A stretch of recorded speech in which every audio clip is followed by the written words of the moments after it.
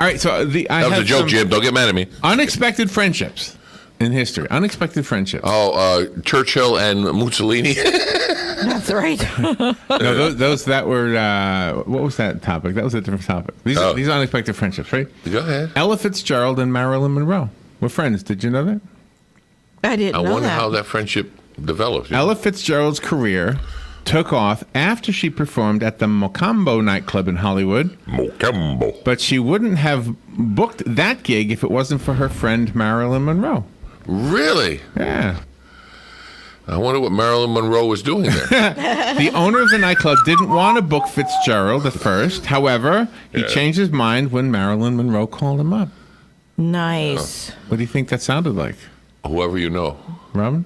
Huh? Can you imitate Marilyn? Hi. You got to do like this, Rob. Happy birthday, Mr. President. Would you? I can't do it. You do it. Would you hire Ella? Yeah. Hi. Would you hire Ella? All letters go to Robin at WOCA.com. All right. Buster Keaton, And? Harry Houdini. We're friends. Really? Really? Cool. Now, I like Buster Keaton. He was very, for most people don't know, he was very athletic. Oh, he was? Very athletic. Oh, gosh. Buster Keaton fell down a flight of stairs when he was 6 months old, and Harry Houdini was there visiting his family. And so he picked up the little guy, and he 6 months old. for the rest of his life, Joseph Frank Keaton, who became Buster Keaton, was known by everyone as Buster Keaton because that's what Harry Houdini called him. He said, "Hey, Buster, what are you doing? Falling off?" What are you busting your butt? Yeah. How cool is that? That's very cool. That's cool. There's very few movies you actually hear Buster Keaton talk. Is that right? He had a very growly voice, yeah. Oh, okay. Who's it? What's his daughter's name? Keaton's the last name I know. Very funny. Diane? Diane Keaton, that's it, yeah. That's his daughter? Mm-hmm. I didn't know that. Mm-hmm. Wow. Really? Wow. Wow, I didn't know that. Is that the Annie Hall? Yeah. Oh, wow. Yeah, oh my I goodness, yeah, you're didn't know going back a few years. Gosh. I was thinking of a more recent one. But yeah, she's a pip. She's a pip. I like her. Colonel Sanders and J. Edgar Hoover were friends. I wouldn't. Finger licking good. Oh, yes. That chicken was good. Yes, Larry? He was also friends with Truman Capote, by the way. He liked that finger licking stuff. That's right. Colonel Sanders would probably say yes to an invitation to a birthday party. He desperately wanted to start a bromance with FBI head J. Edgar Hoover. Excerpts from the FBI file that Hoover directed be kept on Sanders attest to this fact. Wow. One birthday invitation Sanders wrote to Hoover really captured the friendship between the two, saying, "It's not very often that people of our age get together and celebrate, but I found a good excuse. On September 16th, I'm going to be 80. To help me enjoy the day, I'd like to have you come." Yes. You and a group of us old folk. Come on down to Louisville and be my guest. Okay. There you go. Connections. What do you think they served? Yes. Do you have something else? John F. Kennedy. Oh, well, Marilyn Monroe. There you go. And Frank Sinatra were friends. Yes. That one I knew. Oh, you knew that one. That one I knew. Sinatra, yeah. A book called The Kennedy Half Century, which is by Professor Lariat Sabato, says the Kennedy family was connected to a Chicago mob boss named Sam Giancana. Giancana. Joseph P. Kennedy, JFK's father, solicited Giancana's help in scoring a victory for his son in the 1960 primary election. So how does Frank fit in? Sinatra served as the middleman between the Kennedys and Giancana. So, reinforcing the idea that Frank Sinatra was part of the mafia. No, can't prove it. Exactly. By the way, did you know there was a Jewish mafia? Such a deal we got for you. Don't worry, you'll love it. You'll love it. You die. No problem. The Rum Tum Tugger is a curious cat. Yes. Who wrote that? I don't know. T.S. Eliot. Oh, okay. Right? Okay. From cats. He was friends with Groucho Marx. Really? Yeah. How cool is that? I shot an elephant in my pajamas last night. How it got in my pajamas, I'll never know. Yeah, right, yeah. And do you know whose death overshadowed the death of Groucho Marx? Yes, I do, but it won't come up front in my brain. Elvis. That was Oh. it, yeah. When They Elvis both died. died at the same time? Yeah, and then we didn't talk about Groucho because he was kind of out of the public eye for like 20 years or something. Wow. Yeah, yeah. He was funny. Wow. When Walt Disney died in '66, I want to say he died in '66. He wasn't even on first page. I think it was second page in the newspaper that I see. Oh Do you know what my I gosh. remember from Walt Disney dying? I remember the front page of a newspaper. I don't remember what it was, but it showed a cartoon of all of Disney's characters with their hat on their heart crying. And they're all standing on a world or something, or I not? don't know. I can't remember. It's a famous one. I remember have seeing to it. look that up, It was 'cause I've it's in never it was in black and white, cartoon. Probably, yeah. It was a drawing. I just remember seeing. Yeah, that was. They all had tears. Yeah. Let's see. Joe Louis and Max Schmeling were friends. Max Schmeling.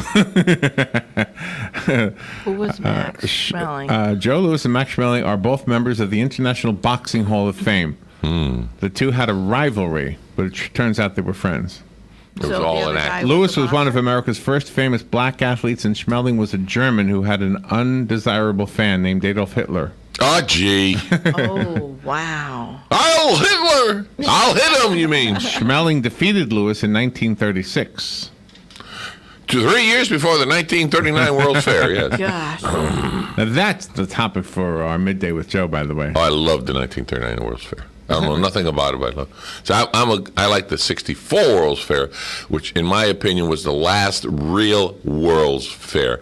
All the way up to '82, I think it went to other World's Fair, Knoxville and all that. But 64, 65, I believe, was the most prestige World's Fair, and that was.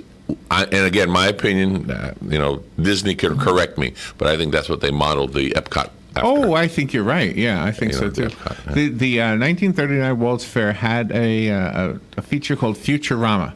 And they say the Futurama, we've talked about it with Jim George, set the pace, although they got some things wrong, like the strip cube, or whatever they call the thing, the strip tube. that you know of. Right. Yeah, right. And it set the stage for a lot of the they things have that we see today. What do you call it? Not hieroglyphics. That's Egyptian. Hologram. Holograms. They have those now. They have holograms. But they pictured it differently than what it really is. Well, they have full-size holograms now. And all you got to do is project a I think the way they- Hoochie Hoochie girl on, and you're all right. And that's exactly what I think they did. I think they used this tube. It looked like a round shower stall, and they filled it with steam. And had then a girl in there and they- dancing. Well, they projected images on it. That's what I think it was. Oh, that could be. That's possible. what it looked like Like anyway. at the Florida Aquarium. They don't Right, have they steam think we saw coming the down, Florida and Aquarium. they Yeah, had yeah. Now, for those of you that haven't been to the Florida Aquarium, we have no idea what the heck they're talking Well, about. what they do in the Florida Aquarium, there are two gates that are just steam that you walk through, Okay. and projected onto that steam are images of, Oh, yes. of whales or whatever. They've done that on water also. Yeah, one of the theme parks does it, right? Disney. Sorry to say again, but yeah, I said it out loud. But yeah. But so has, I think it Universal, was I think. Universal Studios did that also. Yeah, they had Dancing Waters, I think. Helen Keller was friends with Mark Twain. Oh, really? Yeah. No, that would have been interesting. That's pretty cool. Let's see. Twain and Keller met by pure chance. Keller had been invited to the home of another American writer named Lawrence Hutton when she was only 14 years old. During Keller's visit, Twain and his friend author William Dean Howells stopped by. Twain was in his late 50s at the time, but he and Keller still became good friends. When Keller published her autobiography at the age of 22, Twain wrote her a letter to tell her how much he loved it. Oh, Can you? wonderful. I cannot. The Helen Keller's is unbelievable. Blind and Deaf. deaf. Yeah. And yet She was she was able to speak. She spoke some words. It's on film, and it was like wow. And then the lady talked I talked in her hand into her hand. Wow. It is an amazing story. Yeah, she is. Her name Annie something? The one that taught Helen Keller? I don't know. Water and all. Teacher. I don't know. Let's see if there's any other ones on here that are good. I don't know. Do you know Samuel Beckett? Who's that? I don't know who He's that- a writer, isn't he? Who's he friends with? Oh yeah, the author of Waiting for Godot. He's friends with Andre the Giant, or was friends with him. Oh, nice. Andre the Giant. Now everyone knows Andre the Giant. Alexander Graham Bell was also friends with Helen Keller. Oh, wonderful. How about that? Well, they ran into She some never answered the circles. phone, though. I bet not. Did you pick that thing up? Sorry, I can't hear it. How could you say I can't hear it? You couldn't hear them say I pick the phone up. Did you pick Wrong with you? Oh, what is wrong with you? That's wrong on so many levels, Larry. You should be ashamed of yourself. Have you ever heard some stories about people who have died on the operating table and then came back and they Died and came back, or just died? died and came back? Oh no, I Like just they- heard the ones that died and then come back. Well, you can't tell a story if you're not here anymore. But these people, they said they're up. Oh, they told it. Well, somebody else could tell the story. Like Rod Sterling, they told the story about him. Okay.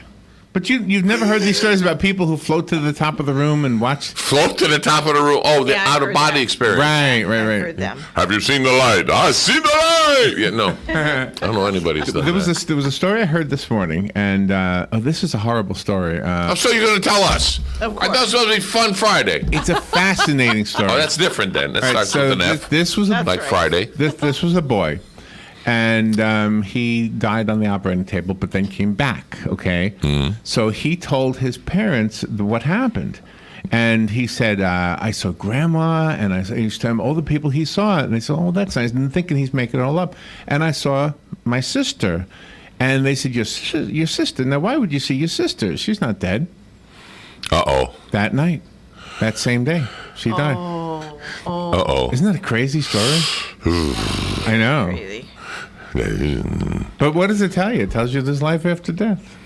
Yeah. Oh, yeah, of course there is. That's something. And hopefully you go up rather than down. Hopefully. Go up. I'm going to go up when I die. I'm going to go up. Good morning. You're on the air. Good morning, everybody. Helen Keller's lifelong companion was Ann Sullivan, Sullivan was the last name. Thank you. and she learned how to talk by placing her two fingers on the side of her throat near her larynx, and she could feel the vibrations, Yes. and yes. that's how it was done then. And it's really, really, truly amazing that a lot of the things that she learned to do were first. It is. And, It is. Yeah. It was absolutely, if you look at it just on a scientific point of view, it was really something to see. The other thing is she was quite pretty. Yeah. Well, I was just looking at her. Yeah. Yeah. I was just looking at her picture. She was. But anyway, little pieces of trivia you pick up along the way. Yeah, don't we all? Have a great weekend. Thank you. But you know what it really speaks to? It speaks to the spirit of the human spirit, doesn't it? I mean, if you want to do something, you always hear these stories all the time, right? You can do it if you want to, if you really want to, right? Yes. You're not going to get an argument out of me. This guy, then, no. this guy, where was it, Robin? That has this backpack that he could fly. Where- Oh, gosh. I forgot. Rocket Man. yeah, Isn't it in He's flying around London. He was Yeah, flying around London. London, yeah. he built Yeah. a backpack and he's flying around A London. jet-powered suit. It doesn't mean, you don't have to have a big, gigantic corporation behind you to build something and do it. Now, they might take it from you and perfect it, quote unquote. Yeah. Like the hovercrafts now are being perfected. The motorcycle Hovercraft. drone. Oh, drone. The drone. It's not a Yeah. hovercraft. It's a drone. And with the 4 props. And they had it going down a racetrack. Yeah. The top speed is only 45 miles an hour right now, but still, and he just sat on there like a motorcycle, and the 4 little props, 4 big props on either side. But they're getting to the point where they're going to have drone taxis. It's not that far in the future that we're going to be up in the air 200-300 feet. Yeah, the big challenge is how to regulate traffic. Oh, yeah, that's Well, gonna be a just like problem. anything else, there's going to be, Floating traffic lights. Gonna be a Yeah, there you problem. go. It's going to be something. Yeah, floating There's something. police. There's going to be something, and it's going to be okay. You can go up, but you've got to be between this height and this height. You can't go too high because then you interfere with airplanes. You can't go too low because you're going to the power lines. It's going to be problems. They always say that science fiction predicts the future. One of the stories that we had from the writers of the future talked about this guy who went out the door of his 43rd story apartment and got into his car. Without, he doesn't have to go downstairs. The car waits for him outside. Oh yeah, Yeah. we've seen that in a lot of science fiction movies. Yeah. And the car just like parks in, it hovers, Just- and, it just goes stays right there. right into a platform, boom, and you get out of the car and you go into your Yeah. They had I can't think of the name of it, but the car came in, and instead of coming out the side doors, the front of the car opened up, and then he just walked into the house. Oh, nice. You know when And caught his wife cheating on him. Go ahead. oh really? Oh, a science fiction movie. On the September 11, 2001 attacks of the World Trade Center, the people who were living above the crash impact area probably could have been saved with some of the technology we have today. They probably could have gotten a drone up there to at least gotten some of them out of there. Maybe. They were standing right there on the edge. What could they do? Yeah. They couldn't get down the. I know, they were stuck. They were trapped up there. Yeah, that was that's sad. That's got to be part of what people are You know what? Buildings that high. And I always say, why aren't there parachutes hanging for people to use? Just throw them on and clip it, and as soon as you jump out that window, it opens up. At least to break your fall, you might live. Yeah, with a static line. Yeah, That's a yeah, good idea. yeah. You know, just have them. idea. After a certain height, because you got to be just so high, otherwise the shooter's weights. Right. Yeah. Waist, but Do you know, I knew a guy who was a window cleaner in New York City. whoa. And I said to him, how do you do that? He says, well, you know, you're going to die from the third floor just like you will from the 100th floor.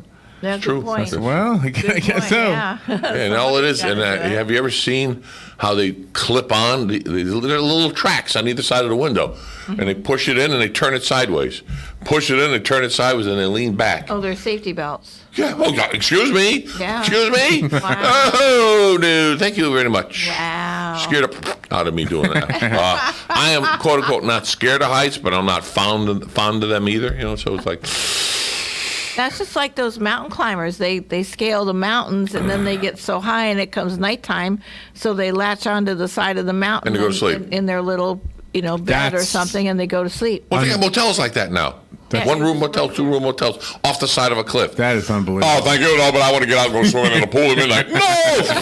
Yeah, right. I always say, what happens to your midnight pee? Well, excuse me! You know? Yeehaw! You know? He's like, no. I've seen people jump out of perfectly sound planes to go skydiving, you know? And the worst one is the cliff diving. There's two types of cliff diving. One is into the water, the cliff diver. The other, they have those, I call them bat suits, or whatever. They push their arms out straight and their legs out my straight. God. And Oh they my just gosh. jump and they go, Those are unbelievable. Oh. 200, gosh. one hit over 200 miles an hour. By the way, there's a video I watched Wow. yesterday. A guy Do did that. cliff dove into the water, swam, everything's fine. After he's out of harm's way, the cliff itself falls into the water. It kills them? No. Oh. As soon as he's out of harm's way, Wow. big hunks of rock just come falling down into the water. Wow. Those cliff divers, I mean, you sit there, and to me, it's like they have faith. That's me. That's me humming on the side. Can you hum while you're holding your nose, by the way? Yes, you can. No, you can't. See? Let me hear you hum a melody. Wow. I can't Okay. do that. Anyway, the ocean comes in and then goes out, and the ocean comes in and then goes out. And you've got to time it. You got when it's out, you dive, and then it comes in. Okay. Oh, and then You were so distracted hitting right it when there. it comes Yeah. in then. I held on the Oh, phone. my It God. was an important call, too, but I missed it. Good morning. You're on the air. Yes, a little more trivia. Houdini grew up and spent many years in Appleton, Wisconsin, which is not too far from Green Bay. And all of his tricks that were very dangerous, and that he died from he dared somebody to punch him in the stomach as hard as they could, and 2 days later he died. Oh, yeah, broke his was it appendix? Yeah. Something like that. Yeah. Yeah. But Busted he his grew up appendix. in Appleton, Wisconsin. It was kind of interesting. Wow. I never knew that. That's pretty interesting. I like that. Thank you for your bits. We should do a bits of trivia bit. I like Thank you. Well, to go up there. I tell you, there's a lot of stuff that comes out of Wisconsin that's trivia, and sometimes not real good trivia. Wow, yeah. We only want the fun trivia, not everything about cheese. Thank you. Beer's okay though. Okay, thank you. All right. So here's a joke. You ready for a Beer joke? and cheese. Go ahead. All right. I have to read it. Chris Angel is the magician, Mm. Yeah. and Harry Houdini walk into a bakery. Oh, shish. Chris palms 3 donuts with one hand and puts them in his pocket without anyone noticing. He says, "Do you see how masterful I am, Houdini? I make donuts disappear at will." Houdini says, "Not bad." Houdini then goes to the bakery owner and asks him if he wants to see a magic trick. The curious owner says, "Of course." Houdini says, "Ask him for a donut," and then he eats it. And he asks him for another one, then he eats it as well. Then he asks him for a third one, which the owner reluctantly gives up. "So where is the magic trick? I gave you 3 donuts already." Houdini says, "Look in Angel's pocket." Oh, cute. Cute. Well, you got a fantastic guest coming up. Yes, we do. And she brought her own crown. She did. Yes. From Disney.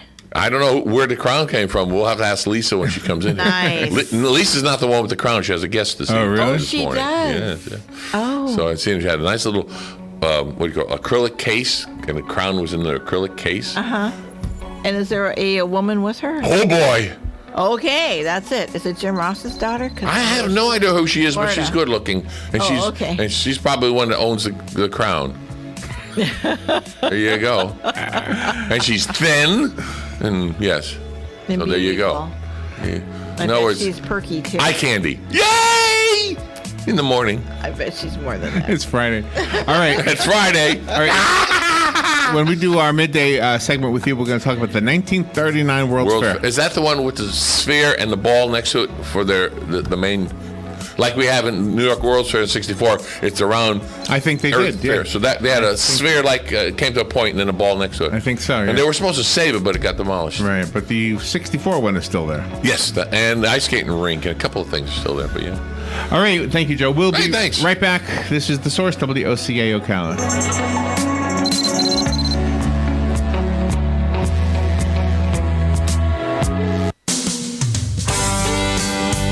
Howdy, folks. RL here for Dairy Queen again to tell you about what's hot and what's not. Dairy Queen has some of the best charred